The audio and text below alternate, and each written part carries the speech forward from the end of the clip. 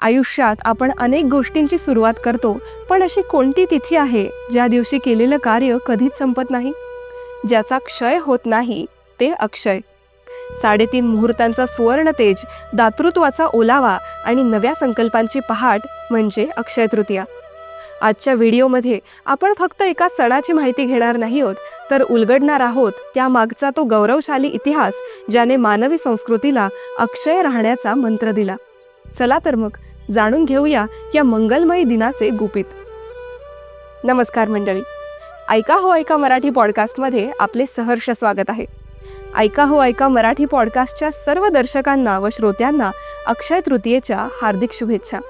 हिंदू पंचांगानुसार वैशाख शुद्ध तृतीयेला अक्षय तृतीया साजरी केली जाते. या दिवसाला आखातीज असेही म्हणतात. शास्त्रात असे मानले जाते की या दिवशी कृतयुगाचा म्हणजेच सत्ययुगाचा अंत होऊन त्रेतायुगाची सुरुवात झाली होती. म्हणूनच या दिवसाला युगादी तिथी असेही म्हणतात. या दिवशी ग्रहांची स्थिती अत्यंत शुभ असते, ज्यामुळे कोणताही नवीन संकल्प किंवा कार्य करण्यासाठी पंचांग पाहण्याची गरज उरत नाही. अक्षय तृतीयेच्या मागे अनेक रंजक आणि प्रेरणादायी कथा आहेत. त्यापैकी एक कथा महाभारताशी जोडलेली आहे. महाभारताच्या काळात जेव्हा पांडव वनवासात होते, तेव्हा भगवान श्रीकृष्णाने द्रौपदीला अक्षय पात्र दिले होते. या पात्रातील अन्न कधीही संपत नसे.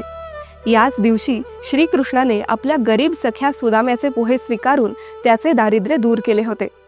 अजून एका आख्यायिकेनुसार असे मानले जाते की भगीरथाच्या कठोर तपस्येमुळे स्वर्गलोकातून गंगा माता पृथ्वीवर याच दिवशी अवतरली. काही मान्यतानुसार विष्णूचा 6वा अवतार मानले जाणारे भगवान परशुराम यांचा जन्म याच तिथीला झाला. आध्यात्मिक दृष्टिकोनातून या दिवशी केलेले जप, तप, दान आणि स्नान यांचे पुण्य अक्षय असते.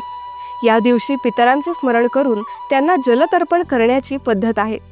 विष्णू आणि लक्ष्मीची पूजा केल्याने घरात सुख समृद्धी नांदते असे मानले जाते. अक्षय म्हणजे ज्याचा कधीही नाश होत नाही. त्यामुळे या दिवशी मनात साठवलेले सात्विक विचार आयुष्यभर साथ देतात. महाराष्ट्रात आणि संपूर्ण भारतात हा सण अतिशय उत्साहात साजरा होतो. चैत्र गौरीच्या विसर्जनाचा हा शेवटचा दिवस असतो. महिला गव्हाचे उमरा आणि कैरीचे पन्हे करून हळदी कुंकवाचे कार्यक्रम आयोजित करतात. कडक उन्हाळ्याचे दिवस असल्याने या दिवशी मातीचे घडे, पाणी, छत्री, पंखे आणि सातूचे पीठ दान करण्याची परंपरा आहे. हे सामाजिक बांधिलकीचे प्रतीक आहे. अक्षय तृतीया हा 3.5 मुहूर्तांपैकी एक पूर्ण मुहूर्त मानला जातो. या दिवशी सोने खरेदी करणे अत्यंत शुभ मानले जाते. घरात आलेले सोने लक्ष्मीचे रूप होऊन अक्षय टिकते अशी श्रद्धा असल्याने सराफ बाजारात मोठी उलाढाल होते. नवीन व्यवसाय सुरू करणे, गृहप्रवेश, वाहन खरेदी किंवा लग्नाचे मुहूर्त या दिवशी मोठ्या प्रमाणात असतात.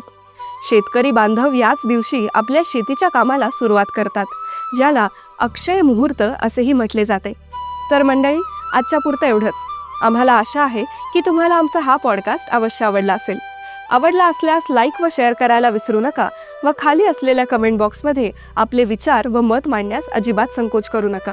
ऐका हो ऐका मराठी पॉडकास्टच्या पुढील अपडेट जाणून घेण्यासाठी आमच्या चॅनलला सबस्क्राईब करा व बेल आयकॉन प्रेस करायला विसरू नका. धन्यवाद.